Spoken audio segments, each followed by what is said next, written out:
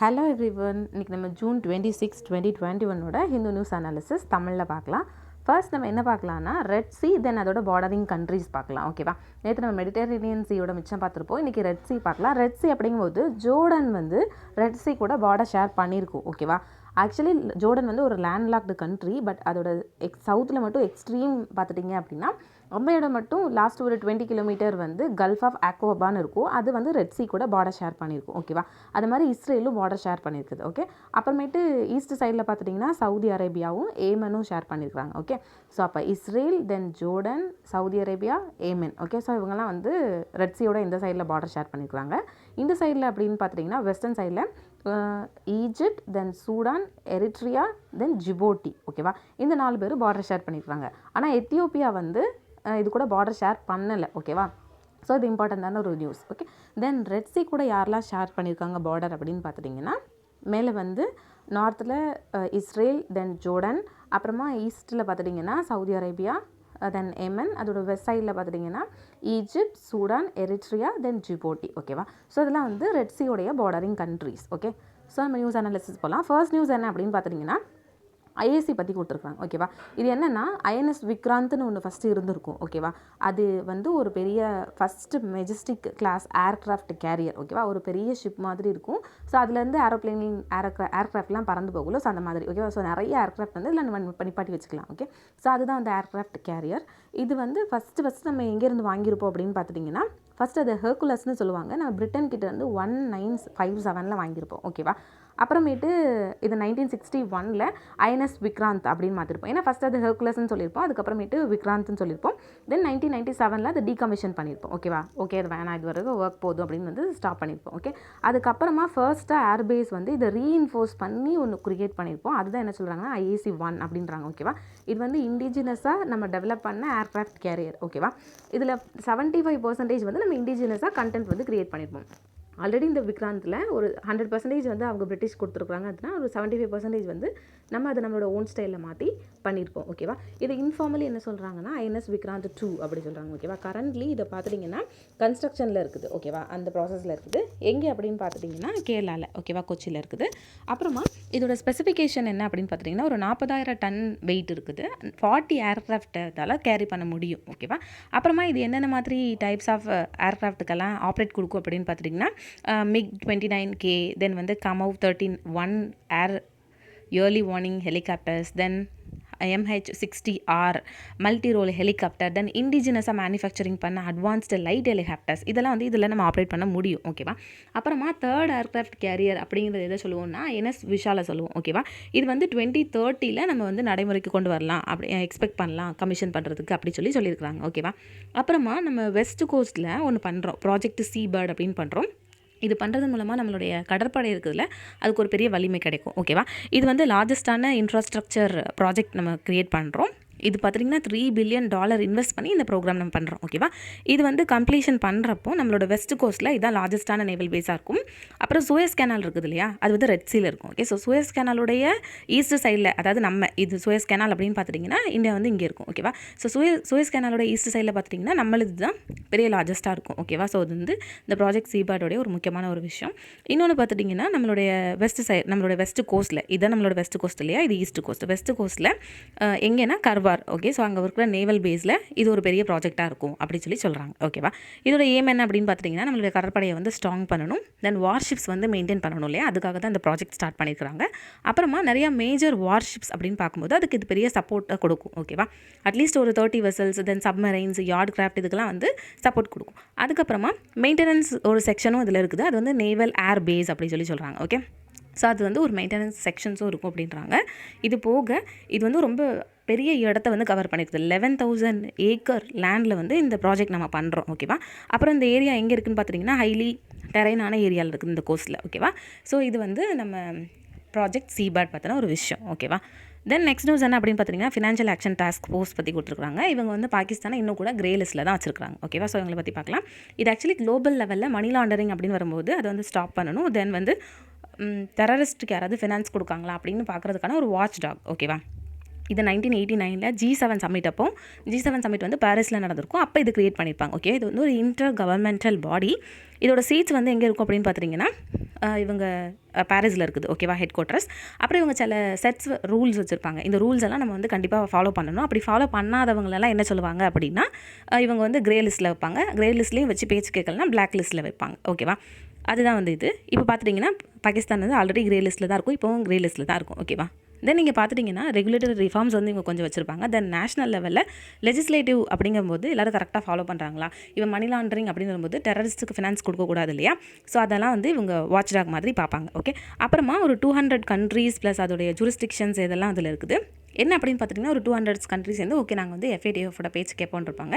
India வந்து இதோட 37 membership இருப்பாங்க. ஸோ அதில் ஒன்று வந்து இந்தியா. ஓகேவா, அந்த 37 மெம்பர்ஷிப்க்கு ஒரு 2 ரீஜனல் ஆர்கனைசேஷன் இருக்கும். இந்த 37 மெம்பர்ஸில் வந்து இந்தியாவும் ஒன்று. ஓகேவா, ஆனால் பாகிஸ்தான் வந்து இதில் மெம்பர் கிடையாது. அது ரொம்ப இம்பார்ட்டண்டான ஒரு விஷயம்.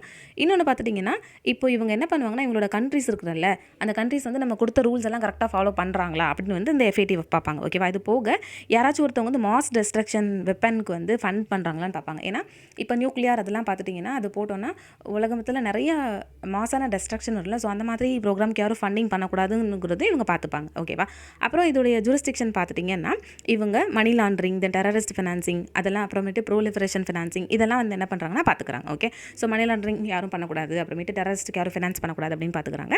இதுக்காக சில ஸ்ட்ராட்டஜிக் வந்து அவங்க வச்சிருக்காங்க. ஓகேவா, யாரெல்லாம் வந்து இவங்க பேச்செல்லாம் கேட்கலையோ ஸோ அதெல்லாம் அந்த கிரே லிஸ்ட்னு சொல்லிடுவாங்க. கிரே லிஸ்ட்டில் வச்சும் இந்த மாதிரி இவங்களுடைய ஃப்ரேம் ஒர்க்கெல்லாம் ஃபாலோ பண்ணலை அப்படின்னா அவங்கள வந்து பிளாக் லிஸ்ட்டில் வச்சுருவாங்க. ஸோ இவங்க அப்படி வச்சா நம்மளுக்கு என்ன அப்படின்னு நம்ம சொல்ல முடியாது. இல்லை நிறையா இம்ப்ளிகேஷன்ஸ் இருக்குது. ஓகேவா, இவங்க வந்து பிளாக் லிஸ்ட்டில் வச்சுட்டாங்க, கிரே லிஸ்ட்டில் வச்சுட்டாங்கன்னா நம்மளால் ஃபாரின் ஃபினான்சிங் வந்து வாங்க முடியாது. ஓகேவா, அப்புறம் நம்மளோட கண்ட்ரியில் வந்து டெஃபிஷியன்சி இருக்குது, மணி நம்மளுக்கு தேவைப்படுது, டெஃபிசிட் அப்படின்னா அப்போ நம்மளுக்கு மணியால் மற்றவங்ககிட்ட வந்து நம்ம வாங்குவோம்ல ஃபாரின்லேருந்து. ஸோ அந்த மாதிரி வாங்க முடியாது.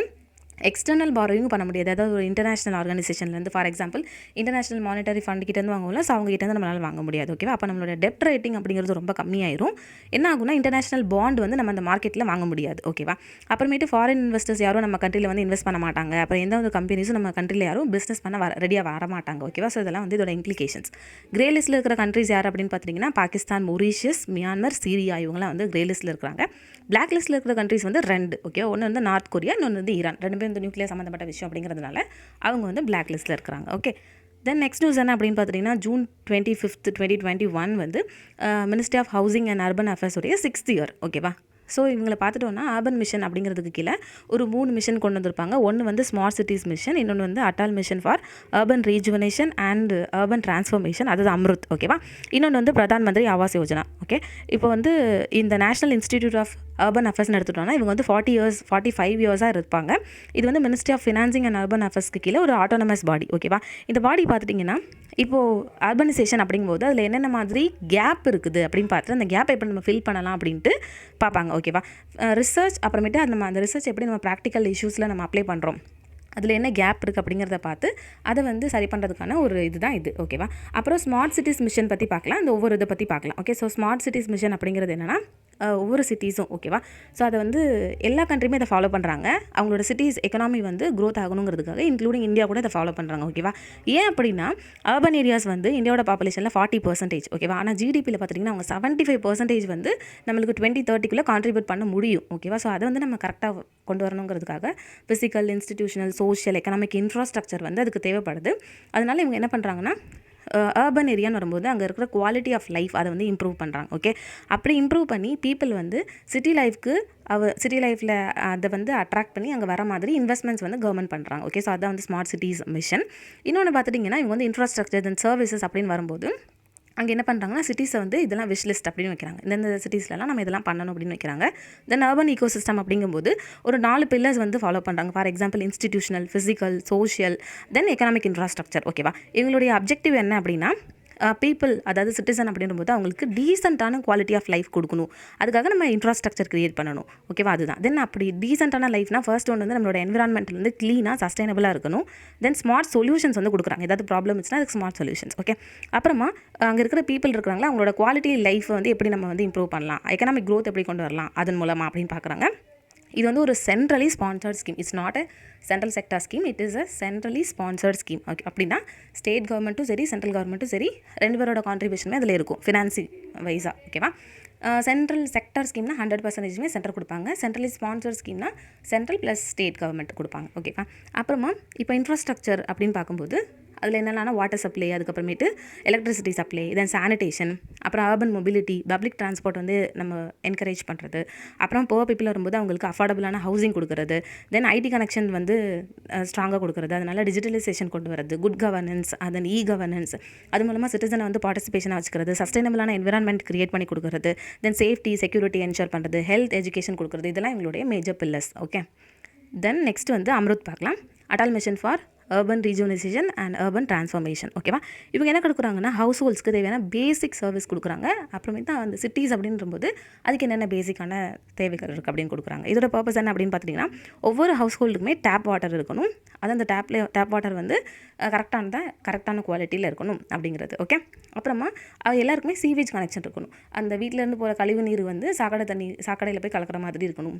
அப்படி இல்லாமல் ரோட்லலாம் கலக்கிற மாதிரி இருக்கக்கூடாது அப்படிங்கிறது வந்து இதோட பர்பஸ். இன்னொன்று என்ன அப்படின்னு பார்த்தீங்கன்னா சிட்டிஸ்னு வரும்போது ஸோ அந்த சிட்டிஸ் அதோட ஸ்பேஸ் சுற்றி பார்க்ஸ் வந்து வைக்கிறாங்க. ஓகேவா? ஸோ வந்து ஈகோசிஸ்டமையும் சேர்த்து வந்து இவங்க டெவலப் பண்ணுறாங்க. அந்த பார்க்ஸை வந்து வெல் மெயின்டைன் பண்ணுறாங்க. ஓகேவா? அப்புறம் பப்ளிக் டிரான்ஸ்போர்ட் அப்படிங்கிறத இவங்க என்கரேஜ் பண்ணுறாங்க. இதுவும் வந்து சென்ட்ரலி ஸ்பான்சர்ட் ஸ்கீம். ஓகேவா? அப்புறமா இதோட காம்பனண்ட் என்னென்னா கெப்பாசிட்டி பில்ட் பண்ணுறது. ஓகே, திறன் மேம்பாடுறது, அப்புறமா ரீஃபார்ம் இம்ப்ளிமெண்டேஷன், வாட்டர் சப்ளை கொடுக்குறது, சிவேஜ் மேனேஜ்மெண்ட் பண்ணுறது, செப்டிக் மேனேஜ் பண்ணுறது, அப்புறமா ஸ்டாம் water drainage. Okay, so drainage, அப்புறமே ஸ்டாம் வாட்டர் இதெல்லாம் வந்து எப்படி மேனேஜ் பண்ணுறது அப்படிங்கிறது, தென் அர்பன் டிரான்ஸ்போர்ட், அப்புறமா க்ரீன் ஸ்பேசஸ், பார்க்ஸ் இதெல்லாம் வந்து டெவலப் பண்ணுறது, இதெல்லாம் உங்களோட இது. ஓகேவா? இது கூட என்ன பண்ணுறாங்கன்னா அர்பன் லோக்கல் பாடிஸ் இருப்பாங்களா, ஸோ அவங்களே இந்த ஃபிசிக்கல் இன்ஃப்ராஸ்ட்ரக்சர் காம்போனன்ட் அப்படின்னு வரும்போது இவங்களையும் சேர்த்து என்ன பண்ணுறாங்கன்னா டெவலப்மெண்ட் கொண்டு வராங்க. ஓகேவா? தென் பிரதான் மந்திரி ஆவாஸ் யோஜனா. ஓகே, இது வந்து வீடு கட்டி கொடுப்பாங்களா, அதுதான். இது வந்து கவர்மெண்ட் ஆஃப் இந்தியாவுடைய ஒரு ஃப்ளாக்ஷிப் மிஷன். ஓகே, இதை யார் இம்ப்ளிமெண்ட் பண்ணுறாங்கன்னா ministry of housing and urban affairs. இவங்க என்ன பண்ணுறாங்கன்னா அர்பன் ஹவுசிங் அப்படின்னு வரும்போது அது எக்கனாமிக்கலி வீக்கர் செக்ஷன் இருப்பாங்களா, அவங்களால வீடே கட்ட முடியாதுல்ல. ஸோ அவங்களுக்கு என்ன பண்ணுறாங்கன்னா அவங்களோட இன்கம் பொறுத்து, லோ இன்கமாக இருந்தாங்க, மிடில் இன்கமாக இருந்தாங்கன்னா ஸோ அவங்களோட டிமாண்ட் எவ்வளோ இருக்குது, தேவை எவ்வளோ இருக்குதுங்கிறத பொறுத்து அவங்களுக்கு வந்து இவங்க பைசா கொடுக்குறாங்க வீடு கட்டுறதுக்காக. ஓகேவா?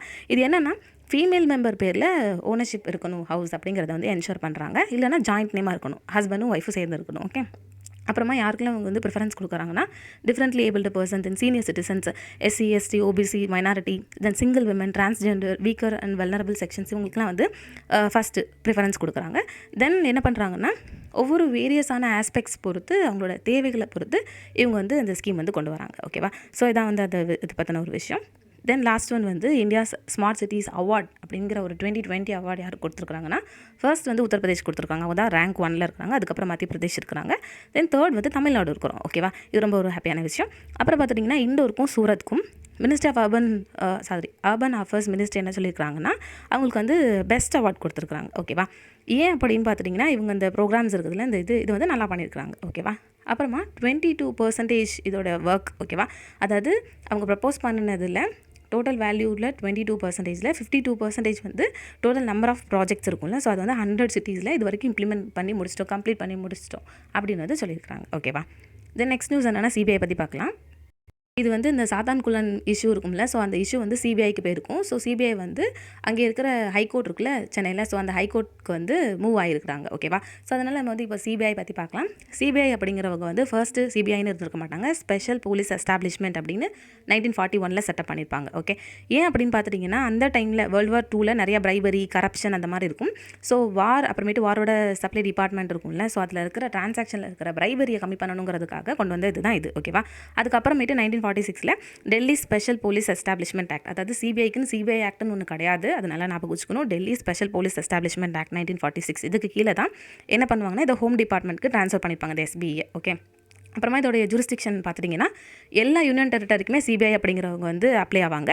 அப்புறம் ஸ்டேட்ஸ் அப்படின்னு போகும்போது ஸ்டேட் அந்த கன்சர்ன்ட் ஸ்டேட் கவர்மெண்ட்டோடைய பெர்மிஷன் வாங்கிட்டு சிபிஐ என்ன பண்ணுவாங்கன்னா ஒர்க் பண்ணுவாங்க. ஓகே, தென் 1963ல் ஹோம் மினிஸ்ட்ரி ரெசல்யூஷன் எடுத்திருப்பாங்க. அதில் வந்து எஸ்பிஇ அப்படிங்கிறது அப்போ தான் ஃபர்ஸ்ட் டைம் சிபிஐ அப்படின்னு கொண்டு வந்திருப்பாங்க, central bureau of investigation. Okay, இதோட பர்பஸ் என்ன அப்படின்னு பார்த்துட்டிங்கன்னா டிஃபென்ஸ். ஓகே, ஸோ இந்தியாவுடைய டிஃபென்ஸ் ரிலேட்டடான சீரியஸ் கிரைம்ஸ், தென் கரப்ஷன்ஸ் வந்து ஹை பிளேஸில் நடக்கும்ல அது, தென் வந்து சீரியஸான ஃப்ராட் கேஸ், தென் ஹோர்டிங் அதாவது ஏதாவது பதுக்கி வைக்கிறது, மணி அதாவது பிளாக் மார்க்கெட்டிங், அப்புறமேட்டு பிளாக் மார்க்கெட்டிங், அப்புறம் எசென்சியல்ஸ் கமாடிட்டிஸ் வந்து யாராவது பதுக்கி வைப்பாங்களா? இப்போ ஆனியன் வந்து ரொம்ப இம்பார்ட்டண்ட்டானதுன்னா ஆனியனை யாராவது ரொம்ப பதுக்கி வச்சாங்க அப்படின்னா, ஸோ எசென்சியல் கமாடிட்டி யாரெல்லாம் வந்து பதுக்கி வைக்கிறாங்களோ அவங்க அதெல்லாம் வந்து இன்வெஸ்டிகேட் பண்ணுறதுக்கான ஒரு இதுதான் இது. ஓகே, ப்ரெசென்ட்டில் பார்த்துட்டிங்கன்னா பப்ளிக் செக்டார் அண்டர்டேக்கிங், அதாவது சிபிஐக்கு கீழே பப்ளிக் செக்டார் அண்டர்டேக்கிங்கும் வராங்க. அப்புறமா 1969 பேங்க்கெல்லாம் நேஷனலைஸ் பண்ணியிருப்பாங்கல்ல, ஸோ அதுலேருந்து எதெல்லாம் நேஷனல் பேங்க்கோ அந்த நேஷனல் பேங்க்கோடைய பப்ளிக் செக்டர் பேங்க்கோடைய எம்ப்ளாயீஸும் இந்த சிபிஐ அப்படிங்கிறது கீழே வருவாங்க. ஓகேவா, ஸோ சிபிஐயோட சூப்பரிண்டெண்டன்ஸ் அப்படிங்கிறது வந்து சென்ட்ரல் விஜிலன்ஸ் கமிஷன். ஓகே, அதாவது கரப்ஷன் ஆக்ட் 1988, அது ப்ரிவென்ஷன் ஆஃப் கரப்ஷன் ஆக்ட்னு இருக்குல்ல, ஸோ அதுக்கு கீழே இவங்க வந்து இன்வெஸ்டிகேஷன்ஸ் பண்ணுவாங்க அஃபென்சஸ் எல்லாம். அதே மாதிரி department of personnel and training வந்து ministry of personnel pension grievance அப்படிங்கிறது வந்து இது தவிர மற்ற எல்லா மேட்டருக்கும் இந்த லாக்கு கீழே அவங்க என்ன பண்ணுவாங்கன்னா இன்வெஸ்டிகேஷன் பண்ணுவாங்க. ஓகேவா, சிபிஐயில் வந்து 3 டிவிஷன்ஸ் இருக்குது. ஒன்று வந்து ஆன்டி கரப்ஷன் டிவிஷன், இது என்ன அப்படின்னு பார்த்தீங்கன்னா prevention of corruption act 1988. Okay, so அதுக்கு கீழே வர எல்லா கேஸையும் இவங்க இன்வெஸ்டிகேட் பண்ணுவாங்க. பப்ளிக் அஃபிஷியல்ஸ் தென் வந்து அதோட எம்ப்ளாயீஸ் வந்து தப்பு பண்ணக்கூடாது, அதாவது சென்ட்ரல் கவர்மெண்ட்டாக இருந்தாலும் சரி, பப்ளிக் செக்டர் அண்டர்டேக்கிங்காக இருந்தாலும் சரி, தென் கவர்மெண்ட் வந்து கண்ட்ரோல் பண்ணணும்ல சில பாடிஸ், ஸோ அந்த பாடிஸில் யாராவது தப்பு பண்ணால் கூட அது வந்து இன்வெஸ்டிகேட் பண்ணுவாங்க. அதான் anti corruption division. Then economic offences division. Okay, so யாராவது வந்து ஃபினான்ஷியல் ஸ்கேம்ஸ் பண்ணியிருந்தாங்க, சீரியஸான எக்கனாமிக் ஃப்ராட் பண்ணியிருந்தாங்கன்னா ஸோ அதையும் வந்து இவங்க இன்வெஸ்டிகேட் பண்ணுவாங்க. அப்புறமா ஃபேக் இந்தியன் கரன்சிஸ், கள்ள நோட்டு சம்மந்தமானது, அப்புறமேட்டு பேங்க் ஃப்ராட்ஸ், சைபர் கிரைம், இது பத்தமான எல்லாமும் இந்த எக்கனாமிக் அஃபென்ஸ் டிவிஷன் கீழே தான் வரும். தென் ஸ்பெஷல் கிரைம்ஸ் டிவிஷன் அப்படின்னு ஒன்று இருக்குது. இது என்னென்னா சீரியஸான சென்சேஷனலான ஆர்கனைஸ்டு கிரைம் இருக்கும்ல, ஸோ அது வந்து இந்த லாக்ஸ் கீழே வரும். இது என்னென்னா ஸ்டேட் கவர்மெண்ட்ஸ் வந்து ரெக்யூஸ் பண்ணாங்க சிபிஐக்கு அப்படின்னா, அப்படின்னா என்ன ஆகுனா அந்த இதோட ஹைகோர்ட் இல்லைனா சுப்ரீம் கோர்ட் யாராச்சும் ரெக்கமெண்ட் பண்ணாங்க அப்படின்னா அந்த அவங்களோட ஆர்டர் பொறுத்து இந்த டிவிஷனுக்கு கீழே ப்ராப்ளம்ஸ் வரும். ஓகேவா, தென் சிபிஐ அப்படின்னு வரும்போது ஒரு ஸ்டேட்க்கு போகிறாங்க அப்படின்னா அந்த ஸ்டேட்டோடைய பெர்மிஷன் வாங்கிட்டு தான் இவங்க என்ன பண்ணணும்னா அது இவங்களோட ஜூரிஸ்டிக்ஷன் அந்த ஸ்டேட்க்கு அப்ளை ஆகும். ஓகேவா, ஆனால் எப்போ வந்து சுப்ரீம் கோர்ட்டும் ஹைகோர்ட்டும் ஆர்டர் பண்ணுறாங்களோ அப்போ என்ன பண்ணலான்னா அந்த ஸ்டேட்டோடைய கன்சென்ட் இல்லாமலே, அதாவது ப்ரையர் அப்ளிகேஷன் அப்ரூவ் இல்லாமலே என்ன பண்ணலான்னா இவங்க வந்து இவங்களோட இன்வெஸ்டிகேஷன் வந்து டேக் ஓவர் பண்ணலாம். ஓகே, ஸோ அதான் வந்து சிபிஐ பற்றின ஒரு விஷயம். ஓகே, தென் நெக்ஸ்ட் என்ன அப்படின்னு பார்த்தீங்கன்னா யூனியன் கேபினெட் இருக்காங்களா, அவங்க ஒரு டிசிஷன் எடுத்திருப்பாங்க. இப்போ ஆர்டினன்ஸ் ஃபேக்ட்ரி போர்டு ஆர்கனைசேஷன் அப்படிங்கிறது வந்து ஸ்ப்ளிட் பண்ணி 7 கார்ப்பரேட் என்டிட்டியாக மாற்றணும்னு இருப்பாங்க. இந்த ஆர்டினன்ஸ் ஃபேக்ட்ரி அப்படிங்கிறது இந்த பீரங்கி, அப்புறமேட்டு ராணுவ ஆயுதங்கள், அது சம்மந்தப்பட்டமான ஒரு விஷயம். ஓகேவா, ஸோ நம்ம இதில் வந்து ஆர்டினன்ஸ் போர்டுனா என்ன, அப்புறமேட்டு அதெல்லாம் பார்க்கலாம். இது வந்து ordinance factories and related institutions அப்படின்னு வரும்போது இந்த இதுதான் வந்து அம்ப்ரெல்லா பாடி, இம்பார்ட்டண்ட்டான பாடி. ஓகேவா, இதில் வந்து ஒரு 41 ஃபேக்ட்ரிஸ், அப்புறம் 9 training institute, then 3 regional marketing centre, 5 regional controller of safety, இதெல்லாம் சேர்ந்தது தான் இந்த இது. ஓகே, ஸோ அது வந்து எல்லாமே மினிஸ்ட்ரி ஆஃப் டிஃபென்ஸ் அப்படிங்கிறதுக்கு கீழே வரும். இப்போ இந்த ஓஎஃப்பி, அதாவது இந்த ஆர்டினன்ஸ் ஃபேக்ட்ரி போர்டு, இதோட சிக்னிஃபிகன்ஸ் என்ன அப்படின்னு பார்த்துட்டிங்கன்னா இதுக்கு கீழே தான் வெப்பன்ஸ், தென் வந்து வெப்பனோட சப்ளைஸ், தென் அம்யூனிஷன், அதாவது வெடிமருந்துகள், அதெல்லாம் வந்து ஆர்ம்டு ஃபோர்ஸ்க்கு, பேராமிலிட்ரி ஃபோர்ஸ்க்கு, போலீஸ் ஃபோர்ஸ்க்கெல்லாம் வந்து இவங்க கொடுத்துட்ருக்காங்க. ஓகேவா, அதனால இந்தியாவோட செக்யூரிட்டி அப்படிங்கும்போது இது ரொம்ப இம்பார்ட்டண்ட்டான ரோல் ப்ளே பண்ணுறாங்க. ஆனால் இதோட லிமிடேஷன்ஸ் என்ன அப்படின்னு பார்த்துட்டிங்கன்னா 2019 பர்ஃபார்மன்ஸ் எவல்யூஷன் ரிப்போர்ட் அப்படின்னு ஒன்று வந்து கேக் கொடுத்துருப்பாங்க. அந்த கேக்ல என்ன சொல்லியிருப்பாங்கன்னா இந்த ஓஎஃப்சின்னு வரும்போது அதில் சில ப்ராப்ளம்ஸ் இருக்குது, கேப்ஸ் இருக்குன்றிருப்பாங்க. அந்த ஆப்ரேஷனல் எஃபிஷியன்சி என்னென்னா இதோட காஸ்ட் வந்து ஹை ஓவர் ஹெட் காஸ்ட்டாக இருக்குது, தென் இதோடைய இன்டைரக்ட் லேபர் காஸ்ட் ரொம்ப ஹையராக இருக்குது, ப்ரொடக்ஷனில் டிலே இருக்குதுன்னு இருப்பாங்க. ஸோ இதெல்லாம் வந்து சார்ட் அவுட் பண்ணுறதுக்காக தான் இப்போ இது கொண்டு வந்திருப்பாங்க. கவர்மெண்ட் என்ன ரெஸ்பான்ஸ் பண்ணியிருக்காங்கன்னா குரூப் ஆஃப் மினிஸ்டர்ஸ் எல்லாரும் சேர்ந்து அதோட சேர்மன்ஷிப்பாக டிஃபென்ஸ் மினிஸ்டர் இருந்திருப்பார் செப்டம்பர் 2020. இப்போ ஓஎஃபியை நம்ம கார்பரேட்டைசேஷன் பண்ணிடலான்னு இருப்பாங்க. ஓகேவா, ஸோ வந்து கார்பரேட்டைசேஷன் என்னென்னா இப்போ இந்த ஒரு இது இருக்குது அப்படின்னா அந்த ஸ்ட்ரக்சரை ரீஸ்ட்ரக்சர் பண்ணுறது. ஓகேவா, ரீஸ்ட்ரக்சர் பண்ணி அதை ஸ்டேட் ஓன்ட் அசட்டாக மாற்றுறது. ஓகேவா, அது வந்து ஆர்கனைஸ்டாக நம்ம வந்து ஒரு கார்பரேஷனாக மாற்றுறது. அந்த கார்பரேஷன் அப்படின்னு வரும்போது அந்த என்டிட்டிக்கு கீழே டேரக்டர்ஸ் இருப்பாங்க, மேனேஜ்மெண்ட் இருக்கும், தென் ஷேர் ஹோல்டர்ஸ் இருப்பாங்க.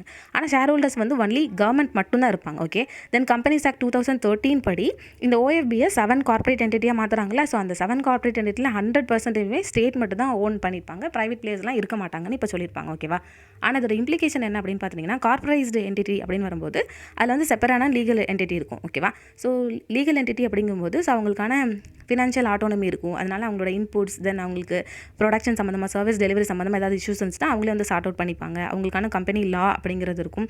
தென் அது வந்து அக்கௌண்டிங் ரூல்ஸ்க்கு வந்து சப்ஜெக்டான ஒரு விஷயம். ஓகேவா, அக்கௌண்டிங் ரூல்ஸ் அவங்க ஃபாலோ பண்ணி தான் ஆகணும்.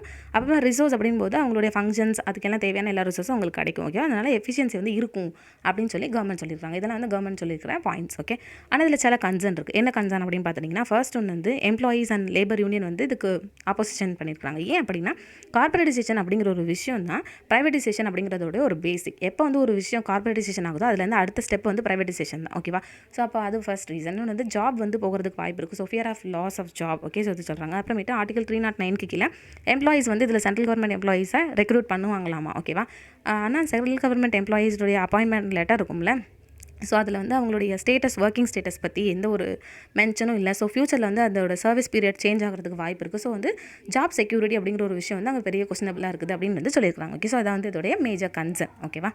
ஓகே, இன்றைக்கி நியூஸ் அனாலிசிஸ் அவ்வளோதான். தேங்க்யூ ஸோ மச் ஃபார் வாட்சிங். உங்களுக்கு நியூஸ் பிடிச்சிருந்துச்சுன்னா லைக் பண்ணுங்கள், ஷேர் பண்ணுங்கள், சப்ஸ்கிரைப் பண்ணுங்கள், கமெண்ட் பண்ணுங்கள். Thank you. Have a great day.